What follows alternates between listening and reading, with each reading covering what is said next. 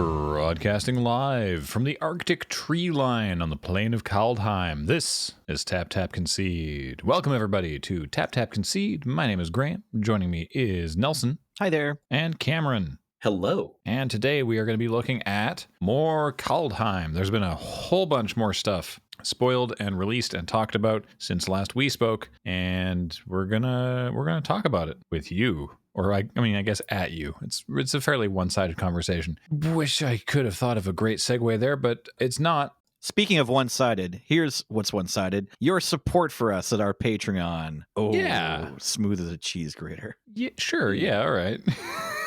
Patreon.com/loadingreadyrun. It supports not only this show, but everything that we do. And of course, this show is also brought to you by our sponsor, Card Kingdom. Check out cardkingdom.com/LRR. The Kaldheim pre-sale is up and running, so you can get on top of making sure that you get Kaldheim into your hot little hands as fast as you can. Let them know Loading Ready Run sent me, button please, and they'll give you a little 1-inch button, and they are still on Omnath was ejected. So yeah, they did a big reveal stream for Kaldheim the other day with our friend Jimmy Wong and a bunch of folks from Wizards and a whole metal band, and they showed off a bunch of the set mechanics, all the set mechanics and a bunch of new cards for the upcoming set Kaldheim. And I mentioned at the top of the show, we're broadcasting from the Arctic tree line, which is one of a new cycle of dual colored snow lands, which are not only at common, but also have the land subtypes.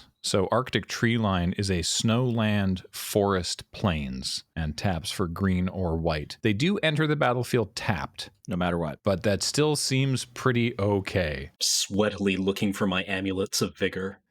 Yeah. Before we talk about if these even seem good or what effect we think they might have on standard, when something like this happens, when they're like, we're doing a new cycle of 10 dual lands, does the naming go up the chain or down the chain? Is it like, we got to name these 10 new dual lands, we got to figure out new names for these things? Do we send that up to someone on the creative team who's so skilled and has all the knowledge of this and only they could crack this egg? Or do they punt it down to like Dave the intern? Like, I was thinking about that very question, Graham. I don't know the answer, but you have to have like an encyclopedic knowledge of not only terrestrial biomes, but of every other land card that has ever been printed. Because they've got to be running out. Rimewood Falls is close. What was it? Thornwood Falls? Yeah. Yeah. Like they're exhausting this possibility space. I think maybe Highland Forest and Sulphurous Mire are even more offensive. Like Sulphurous Mire is two words that are in two different Rakdos dual lands, Sulphurous Springs and Bloodstained Mire. Yeah. And now there's Sulphurous Mire. So it's like, they form a little triangle or whatever of the use of these words, and boy, that's going to be confusing, and honestly probably lead to some match or some game losses due to decklist misregistration. Yeah, exactly. Because this card is now legal in like every format, so if you write it down and then you have a Bloodstained Mire in your deck, the judge has to be like, well, you could be playing Sulphurous Mire, sorry. Considering I've seen modern players lose or get game losses for registering 4x Bolt, that seems entirely plausible. That's tough because you definitely could be playing some other bolts. Oh, definitely. The white black land is Snowfield Sinkhole, and Sinkhole is its own spell. Yeah, this one doesn't sound like anything else, though, so I'll give them credit for that one. Also, since we're talking about the names of these dual lands, shout out to Ristic Studies, who on Twitter was like, wake me up when there's a fjord. I'm here for the fjords or whatever. Like, at me when I can look at the new fjords from the new set. And sure enough, the blue-red common snow dual is Volatile Fjord, which sounds like something you need to be aware of and stay the, bus away. Yeah, stay away from the Volatile Fjord. I just feel that whoever was responsible for naming these must have done a touchdown dance when they realized that there is an entire, largely unexplored space of swamp-adjacent terrain in chasm, sinkhole, tunnel. Like this is a new ecosystem that I feel that we haven't really seen that much of. I mean, Right. Koilos, Caves of Koilos, maybe, I guess. Anything underground. Yeah, we're used to seeing the swamp described as being like a wet place that's not necessarily flooded. But instead, if we're just looking at places that are low, that's... Yeah, like Yeah, I hear you. I'm really looking forward to the new, like, possible blue-black duel that is just like, the abyssal plane, the very bottom layer of the ocean. Nice. Or the Midnight Zone or whatever. Yeah, the Hadean, the aphotic layer. Without wanting to get too deep on this, I'm thinking about it now, and in the real world, I think that swamps are probably the least diverse of the 5 magic biomes. Like, you can have all kinds of plains and islands and forests and mountains, but swamps, maybe, I don't know, maybe I just haven't seen enough swamps. I think there's different kinds of things that happen in all sorts of different swamps around the world, like, because of other external factors and like the climate where that swamp is. But I want to agree with you that, it's always just like some sort of bowl-shaped, long flat lake or whatever. Right. Anyway, are these good? Oh, yeah. You can tutor for them. Yeah, these seem exciting. I mean, they enter tapped. That is a significant downside, but being able to fetch for them. Let me tell you what, those old dual lands that you couldn't even get an enemy color one of that were snow duels still got a little bit of play. So I think these are going to be certainly relevant to someone and definitely like important in draft. Probably we'll end up seeing them played in standard, assuming that the payoff for snow is big enough. But I wouldn't be surprised even in modern if there's going to be, these are definitely going to kick out if you were playing a modern deck that was like snow and then it played like one of the off-color duel from red or whatever that you could tutor up. Now you have a better one. Sorry, you can tutor up any snow land with Into the North. That's what I was thinking. That's why they got played before, because the other ones are sort of tutorable, but now you can tutor them up with your fetch lands. So maybe we'll see even more of them played. When's the last time snow was in standard? Because the last time we saw snow was Modern Horizons, but that was not standard. So it was right after Time Spiral block in Cold Snap. It seriously hasn't been since Cold Snap. Wow. Or sorry, not right after Time Spiral block, right before Time Spiral block. It went to Ravnica City of Guilds Guild Pact Dissension, then Cold Snap, then Time Spiral, I think. But yeah, this is a long time ago. I didn't even work at Yellow Jacket back then. I guess it'll be interesting to see what they print that cares about snow. I mean, so far from that stream the other day, we only saw one card that actually like cares about it, unless I'm missing something, which was Frostbite, which is, it's basically like a shock or a bolt, but it can't go to the face. So it's a single red mana, snow instant, which I don't think we've ever seen before, having snow as a super type on spells, at least not instants and sorceries. Yeah, I think we've only seen snow permanents before. Yeah, we've seen lands, obviously, and creatures, and then in Modern Horizons, I want to say it was the first time we saw snow enchantments. I could be wrong, there might have been one in Cold Snap. But anyway, Frostbite reads, it deals 2 damage to target creature or planeswalker. If you control 3 or more snow permanents, it deals 3 damage instead. And obviously the lands count as snow permanents. So this is a pretty big payoff. I mean, we saw, the conditional better shock for a creature back in, I want to say Magic Origins or Magic 15 with the Smell Mastery.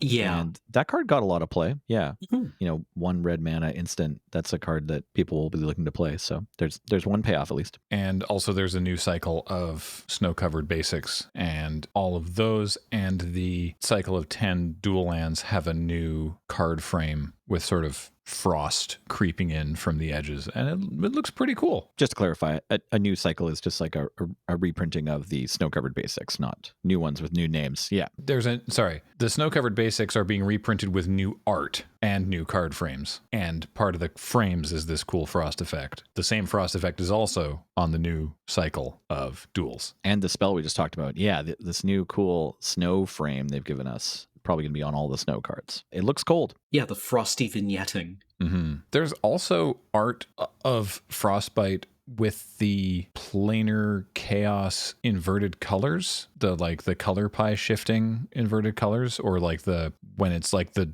back half of a double-faced card, and I'm not sure why. I don't know why that particular variant of the card frame exists on Frostbite. Is it from a deck? Oh, it's from the promo pack. Yes. Okay. So it's a special, you can get Frostbite that looks a little different somehow. Yeah, there's a lot of different special borders in this set. Yeah, everything they spoiled on this fancy stream yesterday, I think, was there's 3 versions of everything now. Yeah, not literally everything, but most things. Yeah, they showed off so there's Actually, you're right. So hold on. Again, this does not apply to every single card, but among the card frames that we saw, the normal card frame, the extended wide art card frame that just has the art go to the borders, but only around where the art would normally be, the showcase frame, which has the gorgeous knot work that we talked about last time. That looks super cool. Then there's the modal double-faced frames, which is technically just sort of modifications of ones we've already talked about. Then there's also full art, as in completely borderless stuff for the planeswalkers and the cycle of mythic spells with Foretell, which we'll talk about in a moment. Then there's also a variant of the showcase frame if the creature is legendary, and there's all the snow ones that we saw as well. And also at the end of the stream, the last thing that they showed off before they signed off was that Vorinclex, the Phyrexian Praetor, is on Kaldheim, and Vorinclex's card has its own special Phyrexian variant of the legendary card frame. Oh, and there's sagas too. So many frames to keep in mind. I'm particularly surprised that, so I don't know if either of you saw, but Vorinclex was leaked, but it was like a bad photo. And it was like during that time when like there had only been 1 or 2 official previews yet. And there's always like a couple weeks in there where, you know, the magic jokers want to get in and do their best to make a fake card. The people can hype around for whatever positive feelings that brings them. And I've, you know, fallen for several of these before. So this time around, I was like, nah, this probably isn't real. But then sure enough, it was part of the stream yesterday. So this card, we could talk about it for a minute if you like. This looks pretty scary. Yeah, Vorinclex Monstrous Raider, 4 green for a 6/6 legendary creature Phyrexian Praetor. So Phyrexian is now a subtype, which this is the first we're seeing it. It's got trample and haste, and if you would put 1 or more counters on a permanent or player, put twice that many of each of those kinds of counters on that permanent or player instead. And if an opponent would put 1 or more counters on a permanent or player, they put half that many of each of those counters on that permanent or player instead, rounded down. I'm still on 6 mana,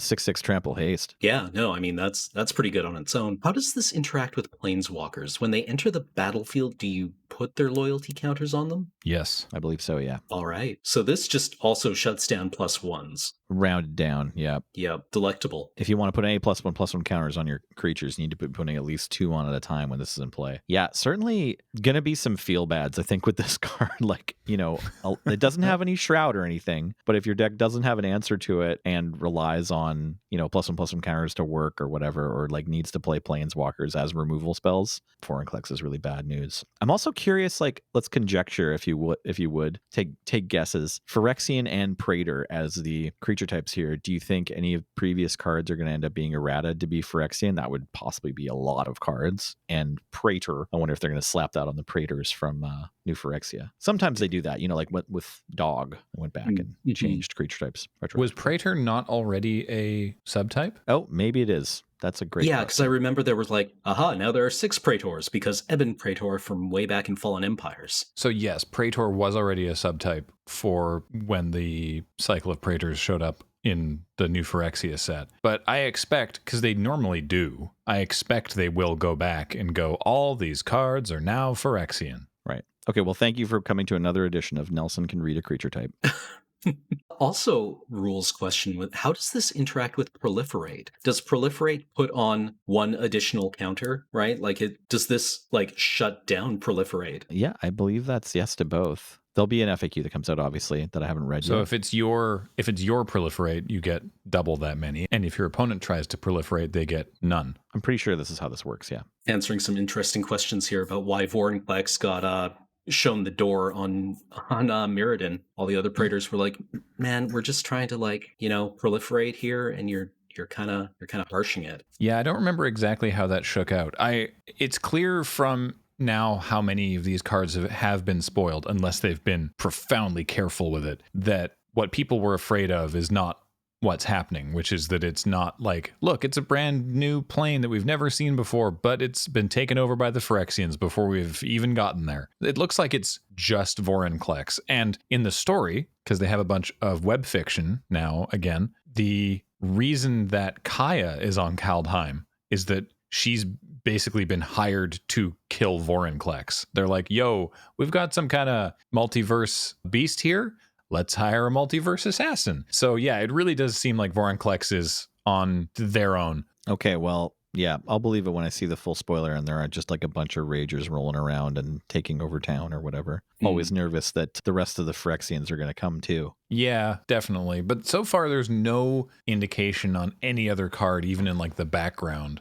Yeah, but remember how many cards apparently had Emrakul on them? Yeah. And then we went back and like, oh yeah. So I don't know. Fair enough. I'm cautious. Yeah. This world of heavy metal, fantasy Norse people seems really sweet. And, I can think of no better fitting turn for the lore masters at WotC to suddenly turn it into Phyrexia Pure or whatever again. I do like, speaking of the sort of the heavy metal aspect, I like how they've been using showcase frames for the last couple of years. Maybe it hasn't even been that long, for the past year, maybe, to use that as an opportunity to get more stylized, sometimes abstract art onto Magic cards again. Like I like that there is a consistency to the art direction for the cards in general. It's fun when we get to see something maybe a little bit more abstract, but generally speaking, I like, and it's probably better for the game, that the art direction is sort of more consistent. But I'm so glad that these showcase frames allow for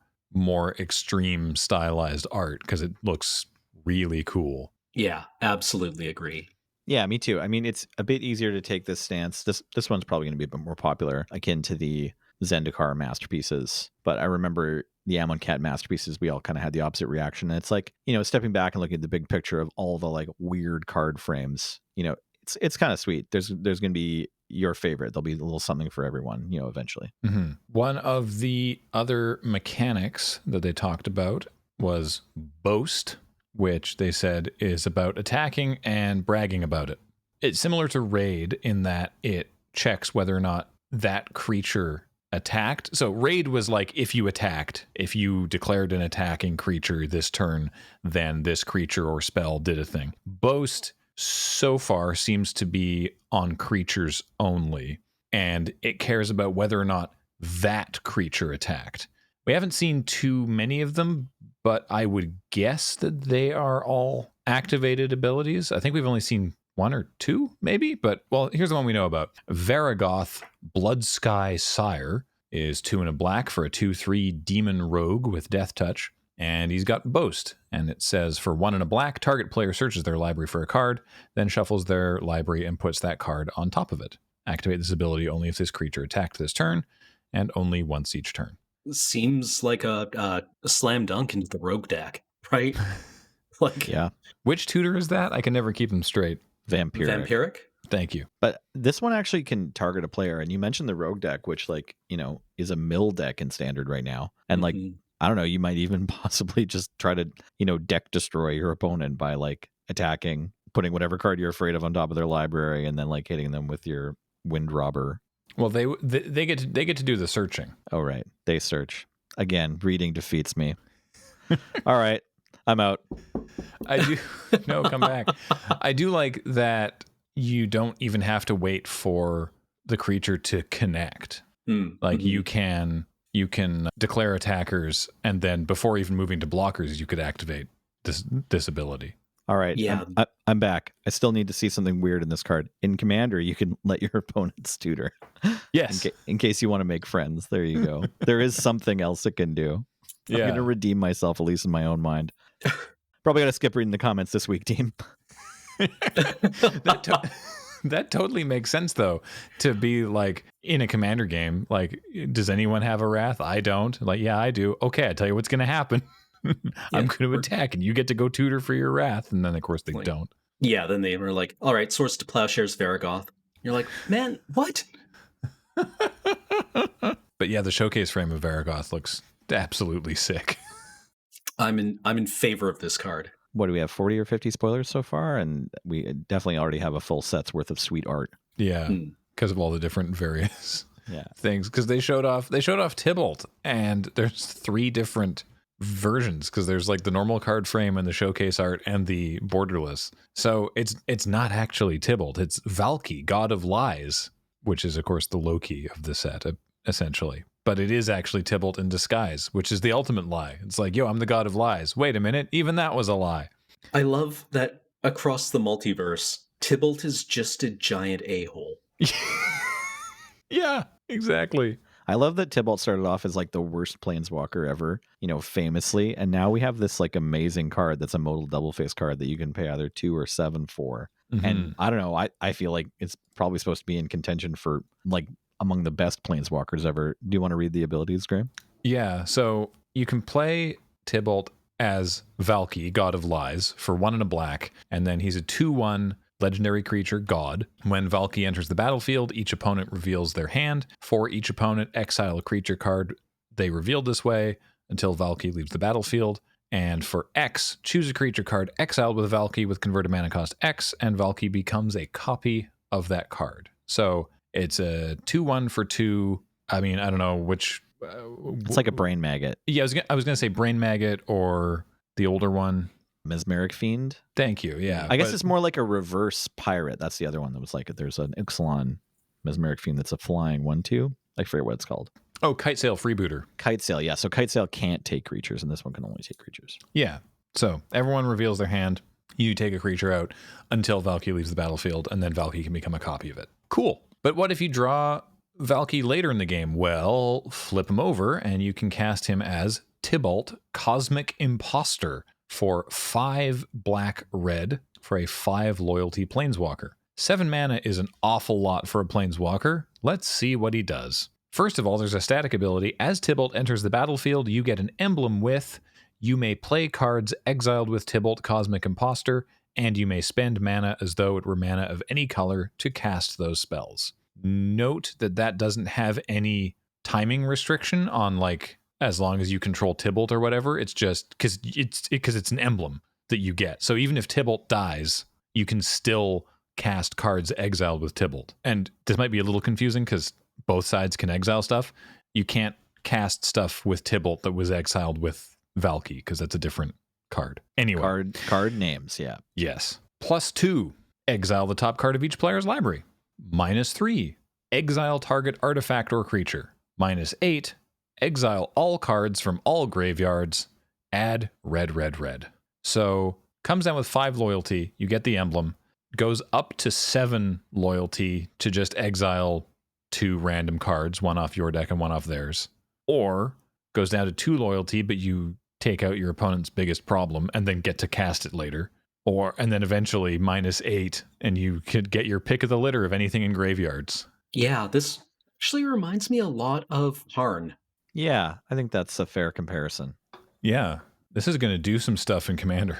Karn can hit like any permanent, but the upside on the extra gas you get out of this card is relevant. Like I feel like Tybalt, Cosmic Imposter is sort of in the conversation with Karn and Ugin. Obviously harder to cast, but like the fact that you also get to play it as a 2-drop, I don't know how to value that, right? Like we don't have any other cards where it's like, oh, it's Ugin, but also you can it's Ugin but has morph, right? Yeah. like how good is that? That seems crazy good. So, even though the backside of Tybalt's like not maybe quite Ugin or quite Karn or quite Jace the Mound Sculptor or whatever, it's still just like this is a very powerful backside. And if you can keep this in your hand and play it as a 2/1 for 2 with upside, like that just seems huge to me. Even if you just like play some of these expensive planeswalkers that otherwise never really see the light of the day, like the Garruk from M14 or M15. If you could also play Garruk as like a 3/3 for 3 with no other abilities, like that card probably would have seen some play. Yeah, like this seems really good. This seems really good. And this time, unlike what happened with Karn, if I open 7 of them, I'm not just shipping them for nothing. This time, I'm hanging on to them. Hear that, world? This time, the price of Valki is going to start high and then eventually go low. Yes, absolutely. I can guarantee it. We've got our boy on the inside. Yep. I'm not bitter about that at all. No, I'm over it. Okay, have we done all the mechanics yet? No, there's one more mechanic, which is Foretell, which is not forecast, which is what I thought it was. Pray, tell us about it. I will. So it's funny you mentioned morph. This is kind of like morph for spells, sorta. This set's sounding busted. Yeah, this set sounds ridiculous. So during your turn, you can pay 2 generic mana and exile a card with Foretell face down, and then you can cast it on a later turn for its Foretell cost. So a lot of the times it's not actually cheaper In fact, in some instances, it is more expensive when you combine the two different costs, but it's the sort of the layaway plan. So let's look at a common to start with. So we have Serulf's Packmate, 3 in a green for a 3/3 wolf. When it enters the battlefield, draw a card. Yeah, great. Sign me up. 3/3 for 4, ETB draw a card. I will be playing those in draft. But you can foretell, so you pay 2 and exile it face down, and then on your next turn, you can pay its foretell cost, which is 1 in a green. So on turn 2, you can play it face down, and then on turn 3, you can cast it for 2 mana, and then have another mana left over for something, maybe? I guess it's better with like a mana dork or something, but you get your 3/3 draw card out on turn 3 rather than turn 4. It's just like really good in draft if you're having a tough time hitting your land drops too, right? Yeah. Mm-hmm. Mm-hmm. Another one that they spoiled was Behold the Multiverse. So 3 in a blue for an instant, scry 2, then draw 2 cards. Or you can foretell, so you pay 2 to put it face down, and then the foretell cost is 1 in a blue. So this is an instant, meaning that you can foretell it at any time, because you can also do that on your opponent's turn. It doesn't change timing, as far as I'm aware.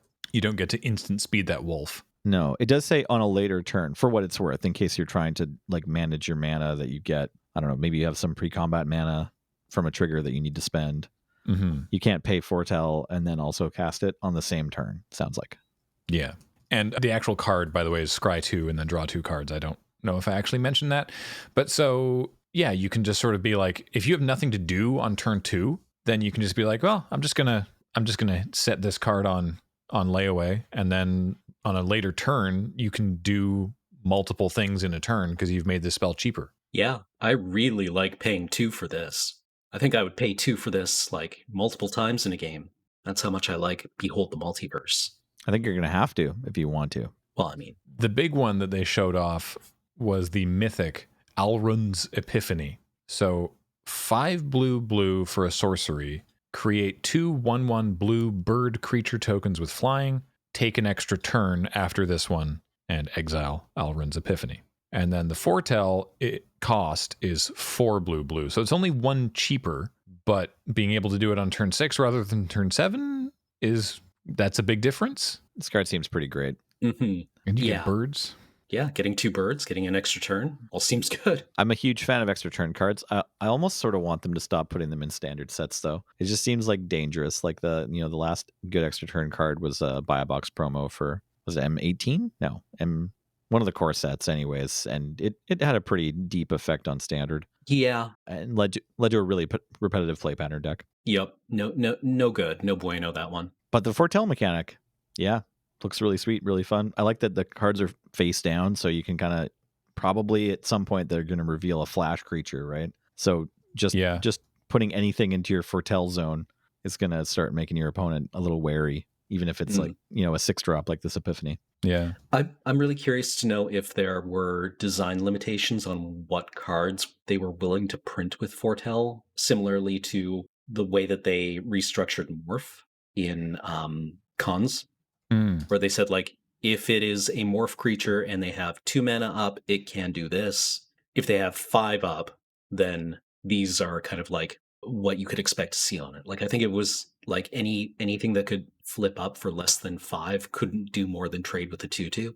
Yeah, that sounds familiar. Was one of their broad rules for it. Yeah. Anything that could flip up for less than 5 wasn't going to be too scary in combat. So far, it seems like all the commons, the foretell cost is 2. So maybe that'll be a theme. Maybe all the ones that we normally see, or there'll be some rule about like if it foretells for less than 3 mana, then it can only be X powerful, or like the flash creature is gonna have to foretell up for 4 mana or something like that. So we have Boast and Foretell and Snow and Sagas and modal double-faced cards and Changeling. This set seems dense. Agreed. There's a lot going on here mechanically. Yeah, it's as thick as the ice of Svalbard.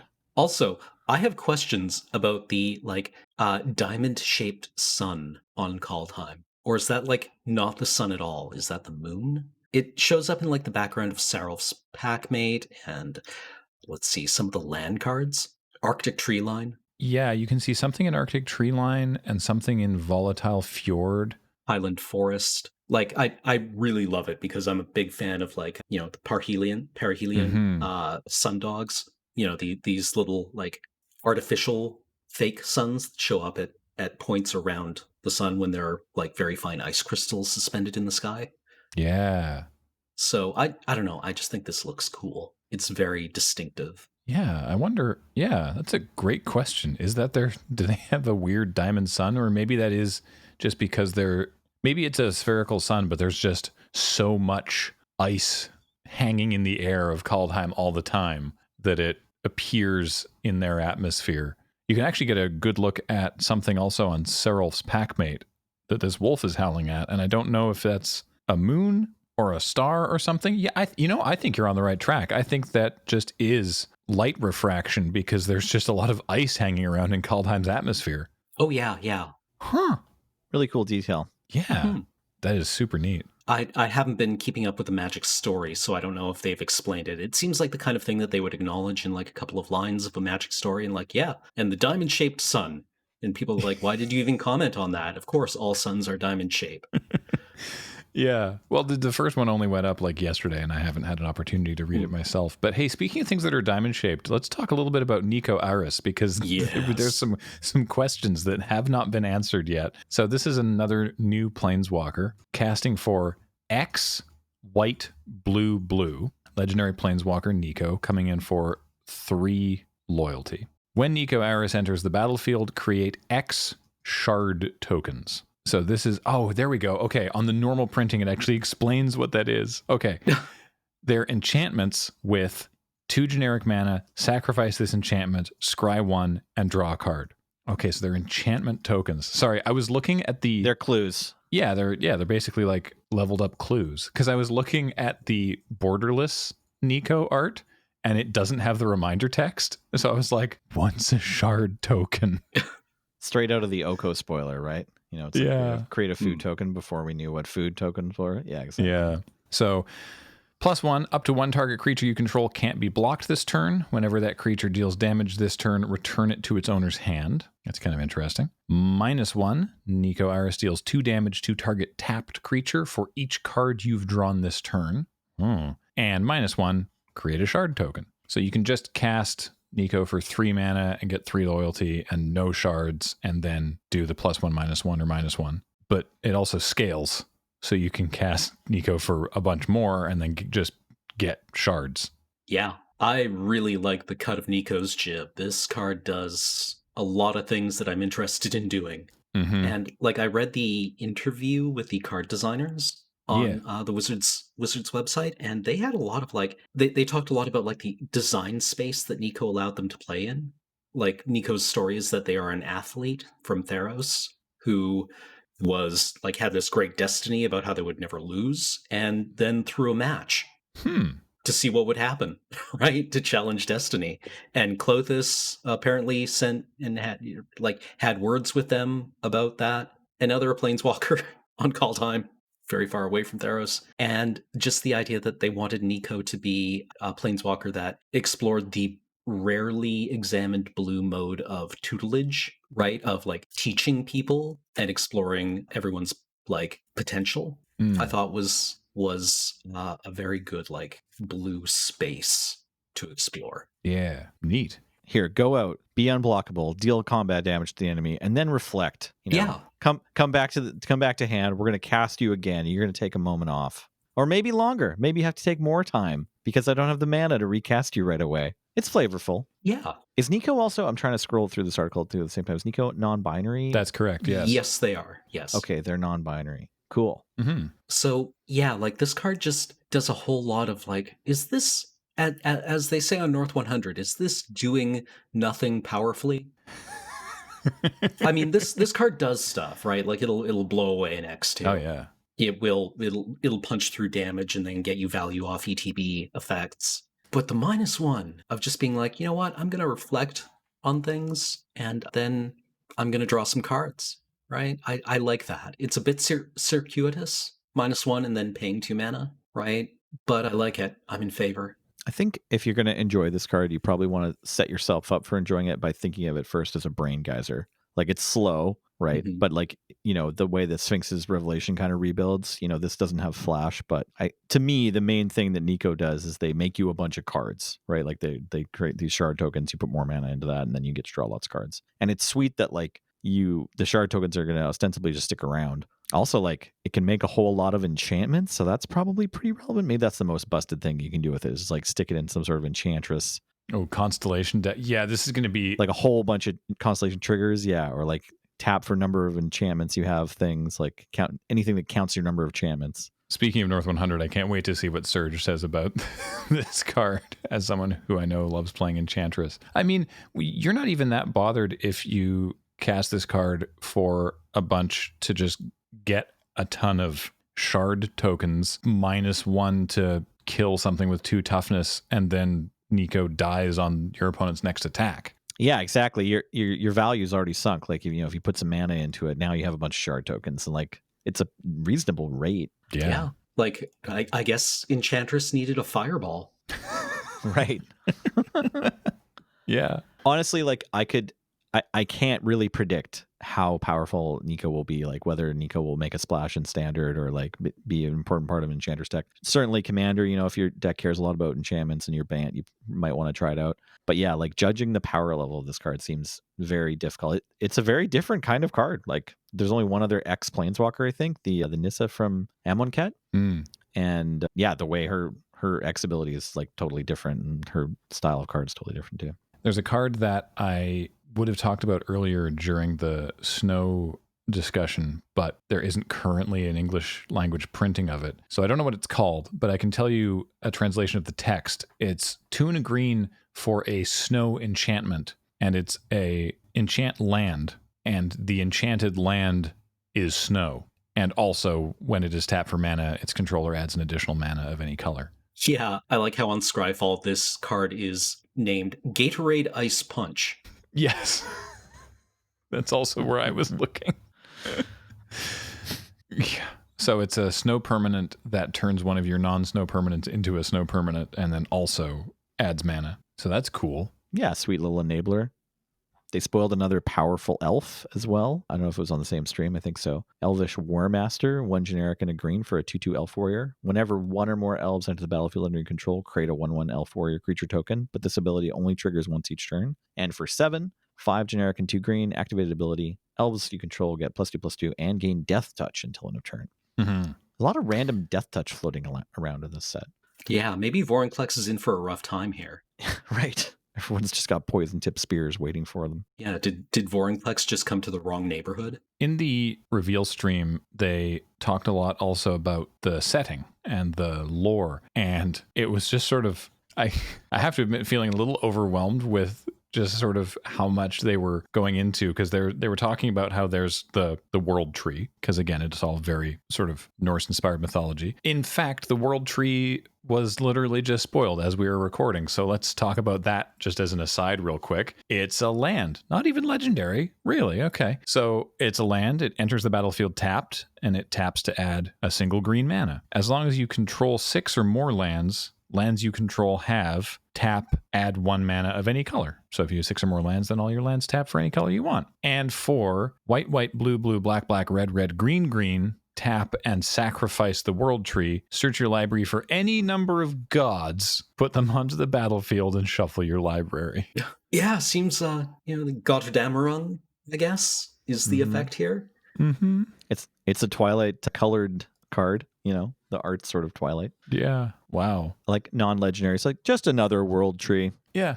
Yep. Fetch me additional world trees. Because you can see the branches of the world tree in the background of lots of the cards, land especially, but lots of the cards that have been spoiled already. You can see branches of the tree just in the background everywhere. Mm-hmm, mm-hmm. I'm a little disappointed in the Mythic Spoiler Thesaurus. Normally, Mythic Spoiler Thesaurus is like totally nails it and is amazing, and just compares this card to other cards we've seen in Magic before and like how they're kind of related. But the Thesaurus doesn't list Door to Nothingness, which I feel like is a really close cousin of World Tree. The only other card I can think of with this mana costed activated ability Door to Nothingness, if you're curious, is just 5 generic mana artifact, enter battlefield tapped, and then you can pay this and sacrifice it, and target player loses the game. Yeah.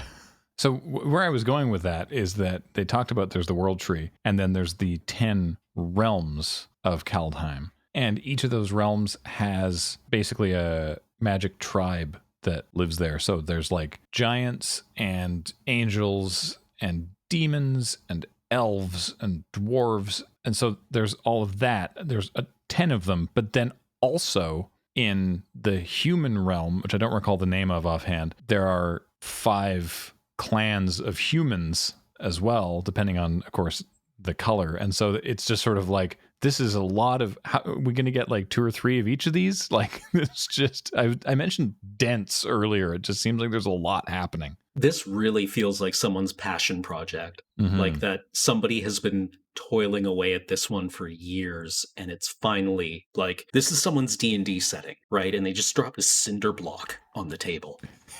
Yeah. Here's my book. With all the lore that we've seen and like how completely fleshed out the world is, how long do you think we're waiting until Return to Kaldheim? Yeah. I don't know if it's as hype as this is. I mean, hopefully we come back soon. And hopefully it doesn't just get eaten by Phyrexians. Could you imagine? Like, you've been working on the setting for like a decade, and then they're like, oh, cool, we've been looking for something for the Phyrexians to eat. Thanks. Well, at least maybe Graham will be right. And it's like this set, it's just Vorinclex. But then the next set, it's like War on Kaldheim, and maybe they'll make it last 2 or 3 sets or something. Here's the full creature subtype sort of tribal theme list. There's Azorius spirits, Dimir zombies, Rakdos berserkers, Gruul trolls, Selesnya humans, Orzhov angels, Izzet giants, Golgari elves, Boros dwarves, and Simic shapeshifters. Cool. So that all sounds great. Yeah, wow, there's a lot going on Kaldheim. Yeah, it's a big place. Yeah. I mentioned last week that it's the first time I've seen all the basic land art have humans, have like a scale man. There's like a little man. I wonder if it's the same guy in all the frames, but there's a little guy in the shots to just like really sell the epic scale of everything. Yeah, I was not like, I didn't know what to expect going to Kaldheim, but this has really impressed me. Also, I just really also wanted to also. I'm just going to repeat also a bunch. I like how Vorinclex stops stories from being told. Right, the sagas like don't work. Yeah, your sagas end with Vorinclex out. That's incredibly flavorful. Wow. I don't know if that's like deliberate it's or not. Scary as hell. Yeah, right. Like there was a card in Alara called, I forget what it was called, but its flavor text had like the last line of the flavor text said stories recounting it end. Right. And I was just like, oh, that's cool. Like I think it was a draft bomb. It was a mill card of some kind in blue black. But oh yeah. Telemann performance? No. Okay. No, it was some kind of like big donkey that when it attacked milled 10 cards. Oh, there's a big Leviathan that does that. Yeah. It was a big greebly monster of some kind. But it had like the baddest flavor text I've ever read. Just utterly unstoppable. So like Vorinclex is the end of collective memory. Cool. Give me that. I'll take that in large. Nemesis of Reason. That's the one. Yes. Yes. I knew I could see it. I could see all the tentacles coming towards me in the art. Leviathan horror. And then last thing, just to run down before we sign off for the day, is they reveal all of the products and sort of the ways that Kaldheim is going to be disseminated. So set boosters are back after Zendikar. These are the ones that are designed for cracking. So they will have a snow land, either a basic or a dual, could be foil, a rare or a mythic, which could be showcase or borderless, a snow common or uncommon, showcase common or exclusive rare, which is the Realm Walker, a foil card of any rarity, which could be showcase or borderless, a non-foil card of any rarity, which could be showcase or borderless, 7 random commons, non-commons, an art card, and then either an ad or a card from the list, which has been updated. There's the normal draft boosters that we know and love. There's the collector boosters, which could have a bunch of fancy stuff in them, and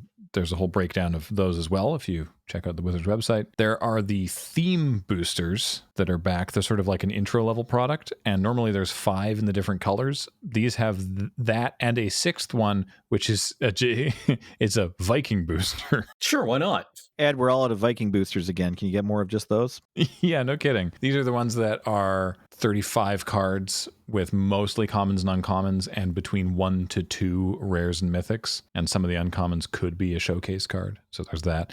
There's 2 commander decks with the new commander's Lathril, Blade of the Elves, 2 black-green for a 2/3 elf noble with menace. Whenever she deals combat damage to a player, you create that many 1/1 elf warriors and tap 10 elves you control. Each opponent loses 10 life and you gain 10 life. That sounds like fun. The other commander is Renar the Ever Watchful, 2 white-blue for a 2/3 spirit warrior with flying and vigilance. The first card you foretell each turn costs 0 to foretell, and whenever you exile 1 or more cards from your hand and or permanents from the battlefield, create a 1/1 white flying spirit creature token. That also seems ridiculous. So those are the commander decks. There's the bundle, known years ago as the Fat Pack. So it's got 10 draft boosters, 20 foil basics that are not snow, 20 non-foil basics that are also not snow, a alt art promo that is the alternate art is bundle exclusive, and an oversized spin down, which looks awesome, like way cooler than their spin downs have been recently. And I believe they're actually physically larger now in the bundles. Yeah, this spin down is actually kind of compelling content. Mm-hmm. Yeah, I'm a little bit intimidated by this spin down dice.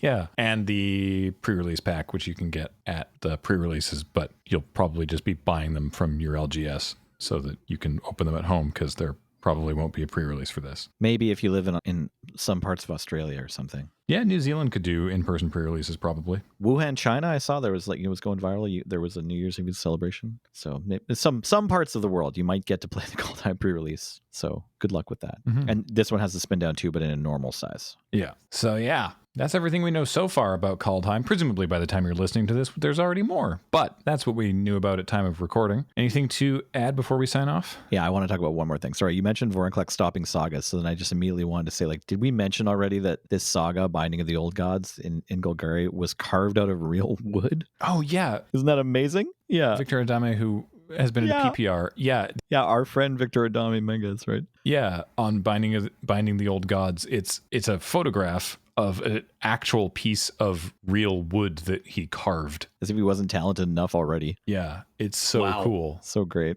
Yeah, that's sweet. Also, the card seems pretty good. I don't know. 4 mana for destroy target non-land permanent opponent controls right away. Slightly more expensive Maelstrom Pulse, but then you also get to go get a forest later. Mm-hmm. Kind of sweet. Or maybe you could flicker it and rebuy it or whatever. So it's kind of cool. Yeah.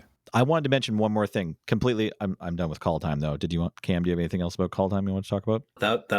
Those were my Kaldheim thoughts. I just meant to mention last week or the week before that I really enjoyed the Arena Cube this time around. So if you didn't get to play it, definitely try it next time it's out on Arena. I also played that Supreme Draft finally. We had done an episode where we talked about Supreme Draft when it was first invented. I want to say back in the summer or the spring. Mm-hmm. And then I finally played Supreme Draft because they were letting you do it for Vintage Cube. And it was weird. Supreme Draft is a funny animal. A bunch of my packs, it's just like you're kind of drafting, floating through the ethers. It's like you draft a pack and then it's gone. Then you draft another pack. You just do that 18 times. So, you never knew what you were going to get. And you kind of just had to make a decision about what your deck was going to be. It was challenging, but also just I found it bizarre and strange. But then the games were fun because everyone's decks were a bit too overpowered. I like degenerate Magic. Did you get to play any of the Cube, either of you? I did not. The Arena one or any of them? Okay. I did, and I had fun a couple times and got absolutely dumpstered many more times. So, standard Cube experience. Thumbs up. Perfect. Yeah, no, it was definitely sweet. All right. Well, if you're looking for a sweet time buying cards, I recommend heading over to cardking.com/LRR/ your favorite content creator. Ask for a button. It's going to say Omnath was ejected. Mm-hmm. Yeah. And this show and everything that we do is brought to you by you and your kind support of our Patreon at patreon.com/loadingreadyrun. That was a good segue. I like to feel like I set you up for that. Oh, yes. I couldn't have done it without you. Yeah, you'll know, everyone listening, you'll notice all of the best segues of the show ever were today. Even that sentence was the best sentence I've ever spoken in my life. This has been a fun time. So thanks, everybody, for listening. I have been Graham, and here with me has been Nelson. I'm going to screw this up, too. And Cameron. Huh? James runs the card reader. Jordan edits these. Heather does podcast admin. Thank you all so much for listening, and we will talk to you next time. Bye. Bye.